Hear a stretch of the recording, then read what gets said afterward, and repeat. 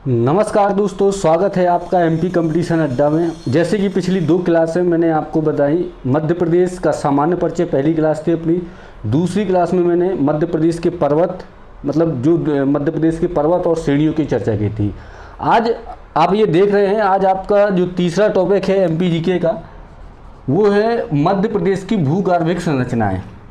देखिए, ये पढ़ाने के पहले मैं 2-3 चीज़ें आपको बताना चाहता हूँ कि जिस तरीके से ये 3 क्लासें अभी अपन रेगुलर मैप के थ्रू मध्य प्रदेश का भूगोल पढ़ रहे हैं, इसमें सबसे इम्पोर्टेंट चीज़ें जितनी भी हैं, जैसे मध्य प्रदेश में कौन कौन से स्थल, किस किस श्रेणी और किस किस तरीके से कहाँ से नदियाँ निकली हैं, कौन कौन सी श्रेणियाँ हैं, एक क्रम वाइज रूप पे चल रहे हैं। आज का जो टॉपिक है भूगर्भिक संरचना है, और इस टॉपिक में सबसे इम्पोर्टेंट चीज़ पिछले वीडियो में मैंने आपकी बताई थी कि भूगर्भिक संरचना पढ़ने के पहले ये जो चट्टानें हैं अपनी, और जो साथ में ये श्रेणियां हैं, ग्वालियर श्रेणी, आर्कियन चट्टान, बिजावर श्रेणी, गोंडवाना क्षेत्र जो आपने पढ़ा होगा, गोंडवाना चट्टानें, ठीक है, आर्कियन, धारवाड़, गोंडवाना, कडप्पा, ये सब पढ़ा होगा तो जल्दी जल्दी पर पढ़ के चले जाते हो। और इनसे बहुत डीपली और बहुत शार्प क्वेश्चन बनते हैं, जो पेपर में यहाँ से गलती होने की संभावना सबसे ज़्यादा रहती है। तो चलिए, बहरहाल एक एक चट्टानों को बहुत अच्छी तरीके से, क्योंकि अभी बहुत सारे एग्जाम, जैसे आप उनको अभी अपडेट हुआ है कि एमपीएसआई परिवहन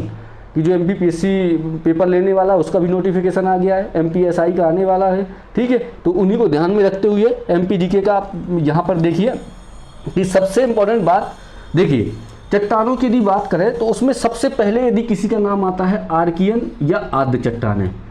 अब इनको पढ़ना तो जिस तरीके से मैंने पहले वीडियो बताया कि पढ़ना तो है ही, उद्देश्य अपना साथ में क्या है, तत्काल याद करवाना, ये सबसे बड़ा उद्देश्य है। अब ये कैसे याद होंगी, बहुत गौर से और अंत तक देखते जाइए, तब आपको समझ में आएगा कि हाँ लास्ट में हमको पूरा याद हुआ कि नहीं हुआ। चलिए, मैं एक क्रम बता रहा हूँ, उसी क्रम से अपन को याद रखना है। सबसे पहले कौन सी चट्टान याद रखनी है? आर्कियन, पहली आर्कियन हो गई। दूसरे नंबर पर धारवाड़, कौन सी? आर्कियन पहले नंबर पर, दूसरे नंबर पर धारवाड़, तीसरे नंबर पर कडप्पा। पहले आप केवल सुन लीजिए, आर्कियन, धारवाड़, कडप्पा, फिर है आपकी विंध्यान या विंध्यांचल वाली, फिर गोंडवाना, इसके बाद दक्कन ट्रैप, और इसके बाद है टर्शियरी। कौन कौन सी हुई? सबसे इंपॉर्टेंट बात, इनको बिल्कुल रटिए आप अच्छी तरीके से। पहला कौन सा है? पहली है आर्कियन, कौन सी हो गई? पहले नंबर पर आर्कियन याद रखना है, चट्टान का नाम है, ठीक है। दूसरे नंबर पर आर्कियन के बाद धारवाड़, दूसरे नंबर पर कौन सी है? धारवाड़, ठीक है। तीसरे नंबर पर कौन सी है? कडप्पा, तीसरे नंबर पर कडप्पा। चौथे नंबर पर कौन सी है? विंध्यान, चौथे नंबर पर है विंध्यान। पहले नंबर पर आर्कियन, धारवाड़, कडप्पा, विंध्यान, 4 ये हो गई। अब विंध्यान के बाद कौन सी हो गई? इसके बाद आपकी आएगी गोंडवाना, गोंडवाना हो जाएगी। गोंडवाना के बाद कौन सी आएगी? आपकी टर्शियरी, टर्शियरी, ठीक है। ये चट्टानों के क्रम, मतलब 7 प्रकार की चट्टानें आपको याद रखनी है। कौन कौन सी? आर्कियन, धारवाड़, कडप्पा, विंध्यान, गोंडवाना, दक्कन ट्रैप और टर्शियरी। इस तरीके से ये 7 की 7 चट्टानें हो गई। अब इनकी स्थिति, इनसे संबंधित क्वेश्चन कौन कौन से बनते हैं और इनकी इंपॉर्टेंस क्या है, देखो ये क्रम को याद रखना है। क्यों? क्योंकि जब आप इनका डिटेल पढ़ोगे किताब में, यदि जो आप सेल्फ स्टडी कर रहे हो, तो आर्कियन या आद्य चट्टान है जो पहले नंबर की मैंने याद करवाई ये क्रम से, इसके निक्षेपण से ही दूसरी चट्टान बनती है। जैसे धारवाड़ चट्टान, मतलब पहले आर्कियन, फिर उसके निक्षेपण के बाद कौन सी? धारवाड़, फिर उसके निक्षेपण से कडप्पा, फिर बिजावर। इस तरीके से चट्टानों का निर्माण हुआ है। तो देखिए, इनकी स्थिति बहुत ज़्यादा इंपॉर्टेंट है। स्थिति याद रखोगे तो हर तरीके से आपको खनिज कौन से मिलते हैं, ये स्थिति कहाँ है, जिले कौन से आते हैं, सब कुछ आपको समझ में आ जाएगा। तो देखिए, आर्कियन चट्टान ये है आपका जो बुंदेलखंड क्षेत्र। कौन सा क्षेत्र है ये है जो पिछला वीडियो यदि देखा होगा आपने, जितने लोग पिछले वीडियो देखा होगा उनको तुरंत समझ में आ गया होगा कि ये जो क्षेत्र है ये कौन सा क्षेत्र है? बुंदेलखंड का क्षेत्र है, ठीक है। इस क्षेत्र में आर्कियन चट्टान पाई जाती है, जिसको क्या बोलते हैं? आद्य चट्टान के रूप में जाना जाता है। अब इसकी कुछ 4-6 बातें अपन अच्छे से समझ लेते हैं। सबसे पहला इसका पॉइंट क्या बनेगा कि यदि बताएं कि सबसे पुरानी चट्टान कौन सी है, सबसे प्राचीन चट्टान, तो सही आंसर कौन सा हो जाएगा? आर्कियन चट्टान। एक एक पॉइंट बहुत ध्यान से सुनना है। आर्कियन चट्टान सबसे प्राचीन चट्टान, ठीक है। दूसरा इन चट्टानों का निर्माण कब हुआ था। देखो जो समय काल निर्धारण है बहुत सारे हैं, उसमें से कुछ को याद रखना है। इनका आर्कियन चट्टानों का निर्माण हुआ था वो प्री कैम्ब्रियन काल में हुआ था। प्री कैम्ब्रियन काल में इनका निर्माण हुआ था। प्री कैम्ब्रियन काल में किन चट्टानों का निर्माण हुआ था, आर्कियन क्रम की चट्टानों का निर्माण हुआ था। ठीक है, अच्छा अब देखो इसका अगला है कि आग्नेय चट्टानों के रूपांतरण के कारण, ठीक है, आग्नेय चट्टानों को रूपांतरण के कारण इनमें नीस एवं शिष्ट का निर्माण हुआ। अब देखो यहाँ पर ये जो लाइन है कि आग्नेय चट्टानों के रूपांतरण के कारण, आपने 3 प्रकार की चट्टानें पढ़ी होंगी, यदि आपने ज्योग्राफी पूरी पढ़ी है, कभी ना कभी तैयारी करें तो पढ़ी होगी ही। ठीक है, आग्नेय कायांतरित, ठीक है, तो ये चट्टानें आपने पढ़ी होंगी। ठीक है, तो उनमें से जो आग्नेय चट्टान है, आग्नेय चट्टान कैसी बनती है, जब हम आपको मैं इंडियन ज्योग्राफी पढ़ाऊंगा या जो इंडियन ज्योग्राफी या वर्ल्ड ज्योग्राफी, उसी में ये आपको पता चलेगा कि आग्नेय चट्टान क्या होती है, कायांतरित चट्टान क्या होती है, रूपांतरित चट्टान क्या होती है, ये सब जानकारी मिलेगी। आग्नेय चट्टान मतलब लावा जब ऊपर निकलता है और जम जाता है तो उसको आग्नेय चट्टान बोलते हैं। बहरहाल वो बात की बात है, उसको मैं वहाँ पढ़ेंगे डीपली से। अब अभी यहाँ पर देखते हैं कि ये क्या है, आर्कियन एवं आद्य चट्टान। ये आग्नेय चट्टान के रूपांतरण से शिष्ट और नीस, ये 2 चीज़ें याद रखनी है। नीस, ठीक है, तो ये नीस का निर्माण होता है ना।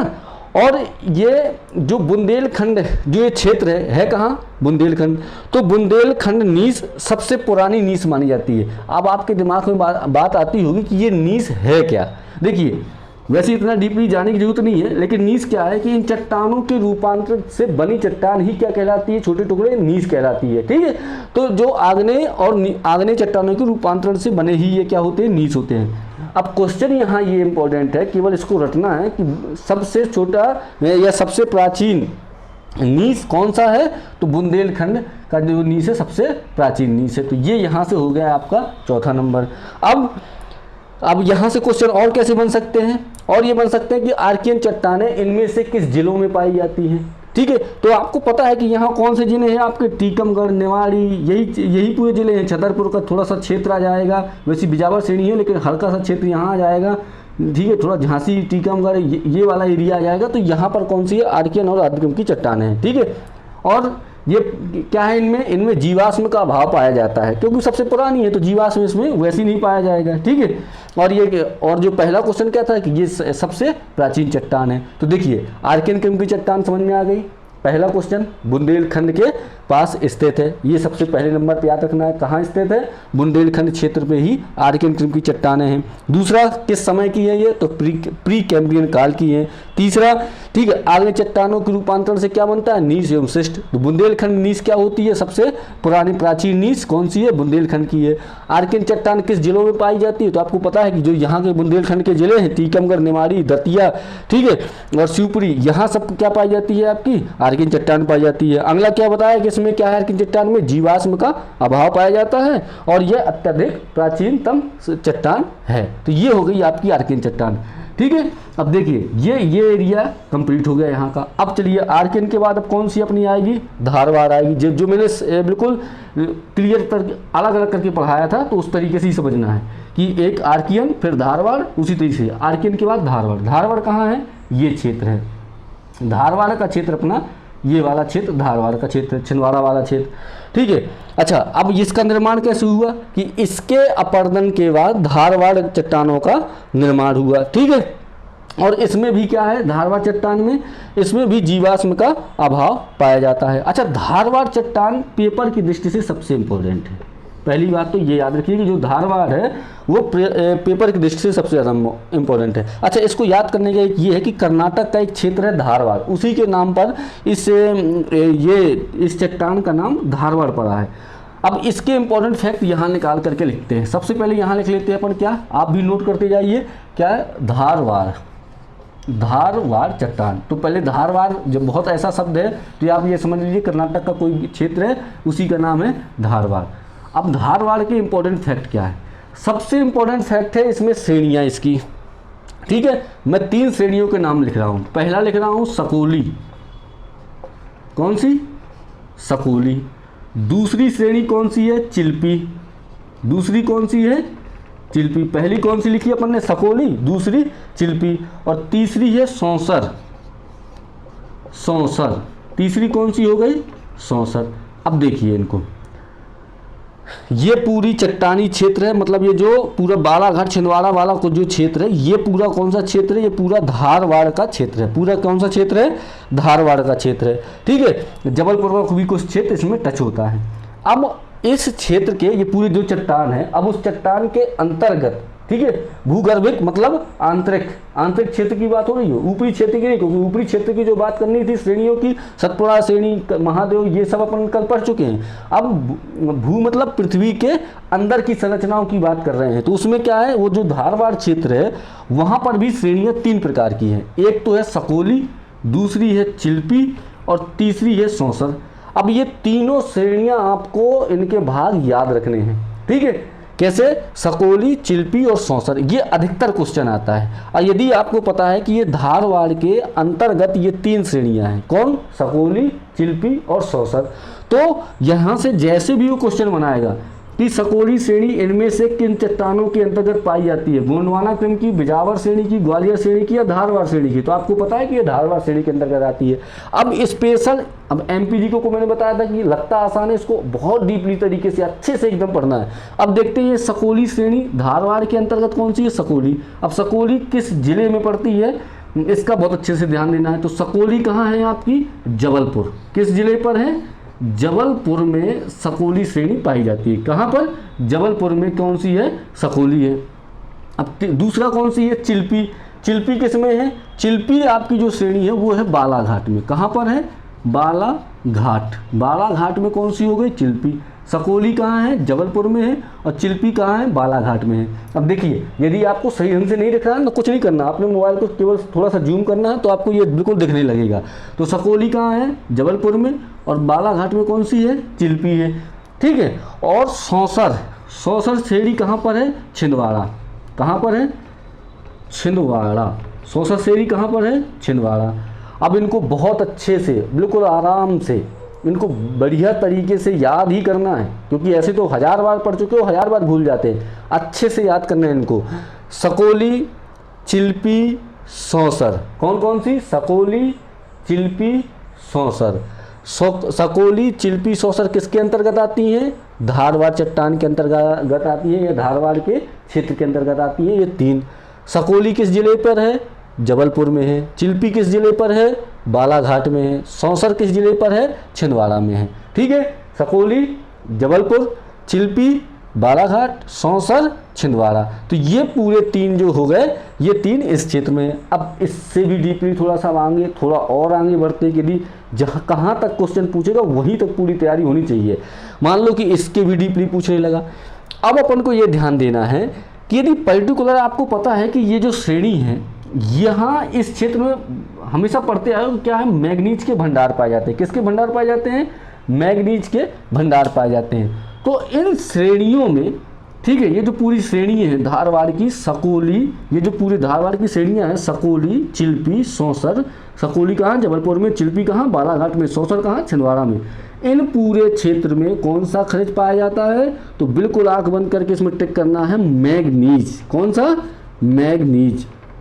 अब यदि इन 3 में से ऑप्शन है तो सौंसर ट्रिक कर लेना है, क्योंकि आपको पता है छिंदवाड़ा और बालाघाट के क्षेत्र में चिल्पी और सौंसर, इन दोनों के अंतर्गत ही कौन सा है, मैग्नीज का क्षेत्र, कुछ जबलपुर में है। तो इन्हीं 3 श्रेणियों के अंतर्गत क्या पाया जाता है, मैग्नीज पाया जाता है। ठीक है, तो अब ये यहाँ तक सबसे इंपॉर्टेंट देखो, आर्कियन क्रम की चट्टानें जो पहले पढ़ी वो कहाँ है, बुंदेलखंड में है। इसका एक इंपॉर्टेंट फैक्ट निकल के आया था, देखा जाए तो क्या, कि सबसे प्राचीन चट्टान है। धारवाड़ सबसे समृद्ध चट्टान। यदि ये ऑप्शन दे दे कि इनमें से जो पूरी चट्टानें हैं इनमें से सबसे समृद्ध चट्टान कौन सी है, तो उसका आंसर कौन सा होगा, मतलब समृद्ध का मतलब समझते हो कि सबसे धनी, तो वो कौन सी है, अपनी धारवाड़ क्रम की चट्टान है जो सबसे समृद्ध चट्टान है। ठीक है, तो ये हो गई धारवाड़। धारवाड़ है कहाँ, ये बालाघाट छिंदवाड़ा के क्षेत्र में धारवाड़ है। तो दो कंप्लीट हो गई। अच्छा, सकोली कहाँ पर है, जबलपुर में। चिल्पी कहाँ पर है, बालाघाट में। सौंसर कहाँ पर है, छिंदवाड़ा में। अब चलिए एक इम्पॉर्टेंट है अपनी कडप्पा चट्टान। कडप्पा चट्टान किस क्षेत्र पर है, देखिए कडप्पा क्रम की चट्टानों का यदि निर्माण अपनी बात करें तो ये धारवाड़ क्रम की चट्टानों के बाद ही कौन सी क्रम की चट्टानें बनी, कडप्पा क्रम की चट्टानों का निर्माण बनी। अच्छा, कडप्पा क्रम की चट्टान के अंतर्गत ही एक श्रेणी है बिजावर श्रेणी। कौन सी श्रेणी? बिजावर श्रेणी। कौन सी से? कडप्पा क्रम की जो चट्टान है ये इस क्षेत्र पर है। ये क्षेत्र कौन सा है? सबसे पहले मैंने कहा कि मैप बनाइए, एक एक जिले बिल्कुल पुट करिए और पिन पॉइंट पे जिले याद होने चाहिए। यदि सीरियस रूप से तैयारी करनी है तो तभी आपको एमपी बहुत अच्छे तरीके से एकदम कंसेप्चुअली याद हो जाएगी कि बिल्कुल अंदाज़ा लगा करके ही टिक सही जाएगा। देखिए बिजावर श्रेणी है कहाँ? अच्छा, ये क्षेत्र कौन सा है? ये कडप्पा क्रम की चट्टानों वाला क्षेत्र है। किस क्रम की? कडप्पा क्रम की चट्टानों वाला क्षेत्र है। उसके अंतर्गत कौन सी श्रेणी है? आपकी बिजावर श्रेणी है। ठीक है। अच्छा, बिजावर श्रेणी और ग्वालियर श्रेणी, ये जो यहाँ पर है, ग्वालियर श्रेणी यहाँ पर हो गई और ये कौन सी हो गई? बिजावर श्रेणी। ये दो नाम याद रखिए। ये दोनों श्रेणियाँ किस क्रम की चट्टान के अंतर्गत आती हैं? जो कडप्पा क्रम की चट्टानें हैं उसके अंतर्गत बिजावर और ग्वालियर दोनों आती हैं। अब चलिए इससे कुछ क्वेश्चन बनाएंगे तब और अच्छी तरीके से समझ में आएगा। बहुत सिंपल सा है, बिल्कुल परेशान नहीं होना। पहले कौन सी है? आर्कियन पढ़ ली। सेकेंड नंबर पे कौन सी पढ़ी अपन ने? धारवाड़ पढ़ी। अब थर्ड नंबर पे आ गए अपन कडप्पा क्रम की चट्टान है। कडप्पा क्रम की चट्टानों के अंतर्गत दो श्रेणियाँ, एक तो याद रखनी है बिजावर और एक याद रखनी है ग्वालियर। तो ग्वालियर की स्थिति तो बताने की जरूरत नहीं है क्योंकि ग्वालियर क्षेत्र में है। बिजावर श्रेणी जो है आपके छतरपुर, पन्ना, सतना, इस क्षेत्र पर बिजावर श्रेणी पाई जाती है। ठीक है। अब यहाँ का सबसे इम्पोर्टेंट चीज़ क्या है? बस वो जो रटा रटाया क्वेश्चन था बहुत पहले कि हीरा कहाँ पाया जाता है, आप सबको पता है पन्ना में पाया जाता है। अब ये तो क्वेश्चन पूछेगा नहीं, अब थोड़ा सा डीपली पूछेगा कि इनमें से हीरा किस चट्टान के अंतर्गत पाया जाता है। ऑप्शन में देख दिया, आर्कियन क्रम की चट्टान, गोंडवाना क्रम की चट्टान, धारवाड़ क्रम की चट्टान या कडप्पा क्रम की चट्टान। ठीक है, तो सही क्या हो जाएगा? कडप्पा क्रम की चट्टान। देखिए अभी ऑप्शन में अपन ने बिजावर नहीं रखा लेकिन क्या रखा? कडप्पा क्रम, तो क्योंकि कडप्पा के अंतर्गत ही क्या आती है? बिजावर श्रेणी आती है। कडप्पा के अंतर्गत ही क्या है?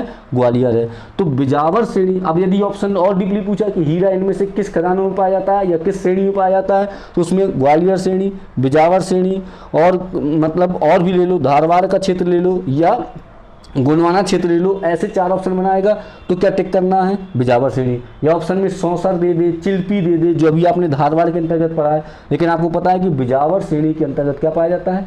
हीरा पाया जाता है। क्लियर हो गया यहाँ तक? तो देखिए कडप्पा क्रम की चट्टान बिजावर और ग्वालियर श्रेणी में। ठीक है, कडप्पा क्रम के अंतर्गत ग्वालियर और बिजावर श्रेणी, दो चीज हो गई। और सबसे क्या है, ये क्या है, इन चट्टानों, कडप्पा क्रम की चट्टानों में क्या पाया जाता है? हीरा। बिजावर श्रेणी में चट्टानों में क्या पाया जाता है? हीरा पाया जाता है। तो यहाँ तक कन्फर्म हो गया। अब आ जाइए, एक और है विंध्यान क्रम की चट्टानें। ठीक है, देखो कडप्पा के बाद क्या मैंने बताया था? विंध्यान। पहले कौन से बताए? आर्कियन। दूसरे नंबर पर धारवाड़, तीसरे नंबर पर कडप्पा और चौथे नंबर पर बताई मैंने विंध्यान क्रम की चट्टान। चलिए इनको थोड़ा सा बहुत अच्छी तरीके से देखते जाइए क्या है।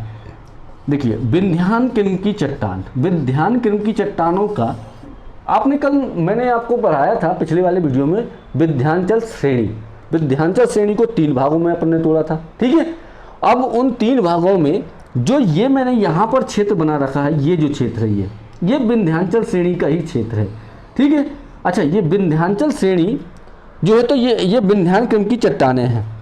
अपन ने कल पढ़ा था कैमूर, भांडेर। ठीक है, और विंध्यान, 3 बड़े थे, विंध्याचल, कैमूर और भांडेर। यदि नहीं समझ में आया तो पुराना वीडियो जैसे ही आप देखोगे तो पूरी पर्वत और श्रेणियाँ बहुत अच्छे से उसमें समझाई हैं, तो वो आपको बहुत अच्छे समझ में जाएंगी। बहरहाल अभी इसमें चलते हैं, चट्टानों में चलते हैं।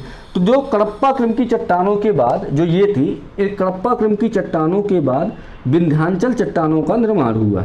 ठीक है, और इसका इम्पोर्टेंट फैक्ट ये है कि जो विंध्याचल श्रेणी की चट्टान है वो परतदार चट्टान है। परतदार का मतलब सीधा सा है, मान लो कि ऐसे ये चट्टानों की श्रेणी है तो इस तरीके से ये चट्टान फैली हुई है, ऐसे बहुत बड़ी श्रेणी ये बनी है। तो पहला इसका आंसर हो जाएगा विंध्याचल श्रेणी की चट्टान का। ये कैसी चट्टान है? तो पहला आंसर क्या है? यह परतदार चट्टान है। ठीक है। दूसरा, विंध्याचल श्रेणी के अंतर्गत कौन कौन सा आता है? तो कैमूर, कैमूर आता है विंध्याचल के अंतर्गत। ठीक है, कैमूर श्रेणी जो है और भांडेर, ये सब विंध्याचल के अंतर्गत, इस श्रेणी के अंतर्गत ही आते हैं। फिर अब अगला क्वेश्चन, विंध्याचल के अंतर्गत कौन कौन से खनिज पाए जाते हैं? जैसे यहाँ बिजावर में अपन ने क्या पढ़ा कि यहाँ तो हीरा हो गया। ठीक है, आर्कियन क्रम की चट्टान अपन ने, यहाँ नीस, यहाँ का नीस सबसे पुराना है। धारवाड़ क्षेत्र में क्या हो गया? मैंगनीज हो गया। अब विंध्याचल श्रेणी में सबसे इंपॉर्टेंट, जब आपने कैमूर यहाँ पर रखा तो आपको पता है यहाँ चूना पत्थर तो 100% होगा। क्या होगा, चूना पत्थर। कैमूर क्षेत्र है, अब चूना पत्थर तो यहाँ मिलता ही होगा, क्यों, क्योंकि कैमूर के पास ही सीमेंट के कारखाने हैं, तो ये विंध्याचल श्रेणी के अंतर्गत ही क्या हो गए, सीमेंट के कारखाने हैं, और यहाँ जो है तो कैमूर श्रेणी है, और वहीं पर क्या है, सबसे अधिक मात्रा में चूना पत्थर पाया जाता है। बलुआ पत्थर भी है, लाइमस्टोन, ठीक है, क्या है, बलुआ पत्थर कटनी क्षेत्र में पाया जाता है, चूना पत्थर कटनी में ही है, ठीक है, बलुआ पत्थर भी है, और संगमरमर के भंडार हैं। तो जो विंध्याचल श्रेणी के अंतर्गत जो कैमूर श्रेणी, ठीक है, वहाँ पर क्या है, बलुआ पत्थर, चूना पत्थर, ठीक है, और ये संगमरमर, इनके बहुत सारे भंडार पाए जाते हैं विंध्याचल श्रेणी में। अब चलिए बढ़िया इसको रिवाइज कर लेते हैं जल्दी से एक बार। विंध्याचल श्रेणी, विंध्याचल श्रेणी कैसी है, एक परतदार श्रेणी है। विंध्याचल श्रेणी का निर्माण कडप्पा क्रम की चट्टानों के बाद हुआ है, ठीक है। उसके बाद विंध्याचल श्रेणी में जो विंध्याचल श्रेणी के 3 भाग हैं, कौन कौन सी, विंध्याचल, भांडेर और कैमूर। कैमूर से ही सोन नदी निकली हुई है, ठीक है, नर्मदा का भी उद्गम नहीं, सोन केन उसी क्षेत्र से ही है, ठीक है। और फिर अगला क्या है कि जो विंध्याचल श्रेणी है उसमें कौन कौन से खनिज या पत्थर पाए जाते हैं, तो उसमें बलुआ पत्थर है, चूना पत्थर है, ठीक है। और जब बलुआ पत्थर, चूना पत्थर है, तो आपको पता है कि इनमें से किस श्रेणी में सीमेंट उद्योग की बहुलता पाई जाती है, तो बिल्कुल सिंपल सा आंसर लगा देना, विंध्याचल श्रेणी। तो ये सब जैसे आपने ये सुन लिया ना, अब जैसे भी यहाँ विंध्याचल श्रेणी से क्वेश्चन बनेंगे वो आपसे बिल्कुल सही होते चले जाएंगे। तो ये हो गई अपनी बात किस श्रेणी की, विंध्याचल श्रेणी की। अब इसके बाद कौन सी है, देखिए एक बार जल्दी से रिवाइज करो। आर्कियन, आर्कियन के बाद कौन सी आएगी अपनी, आर्कियन के बाद आएगी धारवाड़, ठीक है, धारवाड़ के बाद कौन सी है, कडप्पा, कडप्पा के बाद कौन सी हो गई, विंध्याचल हो गई। अब इसके बाद एक चट्टानें अपनी आएंगी दक्कन ट्रैप। अब देखिए मैं क्षेत्र नहीं बताता जा रहा हूँ कि कौन कौन से जिले हैं, क्योंकि जिले मैं बार बार बोल रहा हूँ कि यदि आप सीरियस है पढ़ने के लिए तो आपको एमपी के पिन पॉइंट जिले याद होने चाहिए। अब जैसे यहाँ कोई पूछे कि विंध्याचल श्रेणी में कौन से जिले हैं, तो आपको फिर पता होना चाहिए कि कटनी हो गया, कुछ जबलपुर का क्षेत्र हो गया, कुछ नरसिंहपुर का क्षेत्र हो गया, तो ये सब चीज़ें आपको पता होनी चाहिए, है ना, मैहर का कुछ क्षेत्र हो गया। अब चलिए अब चर्चा करते हैं दक्कन ट्रैप। दक्कन ट्रैप का एक और इसको बोल देते क्रिटेशियस काल बोल देते, जैसे इसको अपन ने कार्बोनिफेरस बोला था तो इसको क्रिटेशियस काल उतना इंपॉर्टेंट नहीं है, दक्कन ट्रैप समझिए। अब एक क्वेश्चन मैं बनाता हूँ यहीं पर, आप समझिए कि मालवा का जो क्षेत्र है वह किस क्रम के क्षेत्र में आता है या किस क्रम की चट्टानों में आता है, इस तरीके से अपन क्वेश्चन बनाते हैं। पहला ऑप्शन, पहला आ जाएगा आर्कियन चट्टानों के, धारवाड़ क्षेत्र में, गोंडवाना क्षेत्र में या दक्कन ट्रैप में। तो ये याद रखिए कि दक्कन ट्रैप जो है वह मालवा का जो पूरा क्षेत्र है वो किसने कवर करके रखा है, दक्कन ट्रैप ने। और दक्कन ट्रैप का जो निर्माण हुआ है वो ज्वालामुखी उद्गार के कारण ही हुआ है। इसलिए मालवा में कौन सी मिट्टी पाई जाती है, जब ज्वालामुखी का उद्गार होता है तो क्या होता है, काली मिट्टी, तो इसलिए मालवा में कौन सी मिट्टी पाई जाती है, काली मिट्टी पाई जाती है, ठीक है। अब दक्कन ट्रैप तो पता चल गया, इसका कुल मिलाकर के दक्कन ट्रैप का याद रखने का काम है क्षेत्र का। आपको पता होना चाहिए कि जो दक्कन ट्रैप चट्टान है वो कहाँ पाई जाती है, वो मालवा क्षेत्र में पाई जाती है। दक्कन ट्रैप की चट्टान किस क्षेत्र में पाई जाती है, मालवा क्षेत्र में। धारवाड़ क्रम की चट्टान किस क्षेत्र में पाई जाती है, छिंदवाड़ा बालाघाट के क्षेत्र में कौन सी है, धारवाड़ क्रम की चट्टान है। बिजावर और ग्वालियर यानी कि कडप्पा क्रम की चट्टान किस क्षेत्र में है, तो ग्वालियर और छतरपुर पन्ना के क्षेत्र में है। आर्कियन क्रम की चट्टान किस क्षेत्र में है, तो आपको टीकमगढ़ का क्षेत्र तुरंत आ जाना चाहिए। विंध्याचल क्रम की चट्टान किस क्षेत्र में है, तो आपको यहाँ बीच के जिले जैसे हरदा हो गया, थोड़ा सा जबलपुर का क्षेत्र हो गया, ठीक है, भोपाल का क्षेत्र ले लो, सागर का क्षेत्र ले लो, तो हल्का सा ये क्षेत्र भी वैसे बुंदेलखंड क्षेत्र में चला जाएगा, हल्का हल्का क्षेत्र यहाँ का भी आ जाएगा। अब इसके बाद दक्कन ट्रैप चट्टानों के में कौन कौन सा क्षेत्र पाया जाता है, तो आपको मालवा के जितने भी क्षेत्र हैं वो आपको पता होना चाहिए कि दक्कन ट्रैप का निर्माण कैसे हुआ, तो उसका मैंने बताया ज्वालामुखी उद्गार के कारण दक्कन ट्रैप चट्टानों का निर्माण हुआ। अब कुछ खनिज की बात कर लेते हैं। मालवा में खनिज वैसे उद्योगों के लिए बहुलता है, लेकिन खनिज की भी बात करते हैं, खनिज कौन कौन से हैं। तो सबसे पहले बॉक्साइट। बॉक्साइट कहाँ पाया जाता है, जो दक्कन ट्रैप की चट्टान है उसमें क्या है, बॉक्साइट पाया जाता है। दूसरा क्या है आपका क्वार्ट्ज या स्फटिक जिसको बोलते हैं, तो क्वार्ट्ज भी कहाँ पाया जाता है, आपके दक्कन ट्रैप में पाया जाता है। तीसरा क्या है, डोलोमाइट, झाबुआ क्षेत्र में आपको पता है डोलोमाइट, तो डोलोमाइट भी कहाँ पाया जाता है, दक्कन ट्रैप की चट्टानों में पाया जाता है, ठीक है। और इसके इन सबके अपरदन से क्या है, एक अच्छी मृदा का निर्माण होता है, इस कारण से यहाँ पर जो है तो क्या है, अच्छी खासी खेती होती है, कहाँ पर, दक्कन ट्रैप या क्रिटेशियस क्षेत्र पर। अब देखिए ये तो यहाँ तक की बातें हो गई। अब इसमें सबसे इंपॉर्टेंट बात ये आती है, एक क्वेश्चन यहाँ आता है कि बेसाल्ट चट्टान किस किस क्रम की चट्टानों में पाया जाता है? कौन सी चट्टान? ये थोड़ा इंपॉर्टेंट है, इसको अच्छे से ध्यान दीजिए। बेसाल्ट चट्टान किस क्रम की चट्टानों में है? तो ये आपका दक्कन ट्रैप की चट्टानों में क्या है? बेसाल्ट चट्टान जो है तो पाया जाता है। अब देखिए यहाँ तक तो सिंपल सा हो गया, आर्कियन हो गया, धारवाड़ हो गया, और धारवाड़ के बाद कडप्पा हो गया, उसके बाद अपना कौन सा हो गया? विंध्याचल हो गया, और दक्कन ट्रैप हो गया। इनके क्षेत्र क्लियर हो गए। आर्कियन जल्दी से 1 मिनट के अंदर रिवाइज करिए। आर्कियन चट्टान बुंदेलखंड, और ये जो धारवाड़ क्रम की चट्टान कहाँ पर? बालाघाट छिंदवाड़ा, और ये यहाँ पर जो कडप्पा क्रम की चट्टान छतरपुर, ये क्षेत्र हो गया, ग्वालियर क्षेत्र हो गया। इसके बाद विंध्याचल क्रम की चट्टान ये सागर, ये थोड़ा सा जबलपुर और हरदा, ये वाला क्षेत्र जो हो गया ये कहा है विंध्याचल क्रम की चट्टान। दक्कन ट्रैप संपूर्ण मालवा क्षेत्र, दक्कन ट्रैप कुल मिला के पश्चिमी मालवा की यदि बात करें तो पश्चिमी मालवा पर ही कौन सा है? दक्कन ट्रैप की। और यहाँ पर क्या पाया जाता है? बेसाल्ट चट्टान यहाँ पर पाया जाता है। अब ये लास्ट, ये कौन सी है? अपनी गोंडवाना क्षेत्र। भाई गोंडवाना क्षेत्र जैसे ही आपको याद आए तो सबसे इंपॉर्टेंट खनिज तो केवल एक ही याद रखना है तुरंत। क्या पाया जाता होगा? यहाँ पर कोयला जरूर पाया जाता होगा 100%। तो ये बात होगी, कौन सा? कोयला पाया जाता होगा। ठीक है, तो ये देखो गोंडवाना के 2 क्षेत्र है। एक तो ये वाला क्षेत्र है, ये कौन सा है? आपको पता है कि कोयला कहाँ पाया जाता है? गोंडवाना जैसी आएगी, इनमें से किस क्षेत्र में गोंडवाना क्षेत्र पाया जाता है? कौन से जिले? तो आपको पहले पता है कि जो सीधी सिंगरौली का क्षेत्र है शायद, तो वहाँ कोयला पाया जाता है। तो वो क्षेत्र किसके अंतर्गत? अनूपपुर उमरिया, ये पूरा क्षेत्र शहडोल, ये पूरा क्षेत्र कौन सा क्षेत्र के अंतर्गत आएगा? गोंडवाना क्षेत्र के अंतर्गत आ जाएगा। ठीक है, और गोंडवाना क्षेत्र में थोड़ा सा देखो यहाँ है तो हल्का सा ये जबलपुर वाला, ठीक है, बालाघाट छिंदवाड़ा वाला हल्का क्षेत्र भी कहाँ आ जाएगा? ये गोंडवाना क्षेत्र के अंतर्गत आ जाएगा। जो पेच घाटी वाला है, सोन घाटी वाला, ठीक है, और ये यहाँ पर बघेलखंड का क्षेत्र होगा। ये सब काहे के लिए हो गया? गोंडवाना क्षेत्र हो गया। अब यहाँ गोंडवाना क्षेत्र में क्या पाया जाता है? कोयला पाया जाता है। तो ये हो गई आपकी 7 प्रकार की चट्टानें। अब इन 7 चट्टानों को 1 मिनट के अंदर अपना तुरंत रिवाइज करते हैं ताकि जितना पढ़ा है उतना एक बार पूरा क्लियर हो सके। पहली चट्टान आर्कियन यार्ड क्रम की चट्टान, दूसरी चट्टान आपकी धारवाड़ क्रम की चट्टान, तीसरी नंबर की चट्टान कौन सी है? आपकी कडप्पा क्रम की चट्टान, जिसके अंतर्गत बिजावर और ग्वालियर श्रेणी। चौथी चट्टान कौन सी है? चौथी आपकी आ जाएगी विंध्याचल क्रम की चट्टान। 5वीं चट्टान कौन सी आपकी आ जाएगी? उसके बाद आ जाएगी दक्कन ट्रैप की चट्टान। उसके बाद कौन सी आ जाएगी आपकी? गोंडवाना क्षेत्र भी आपकी आ जाएगी।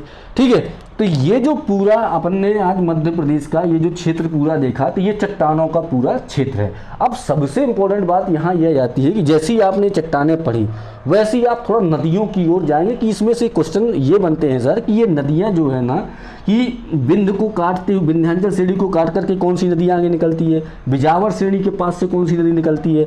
धारवाड़ क्षेत्र से कौन सी नदी निकलती है? गोंडवाना इस वाले क्षेत्र से कौन सी निकलती है?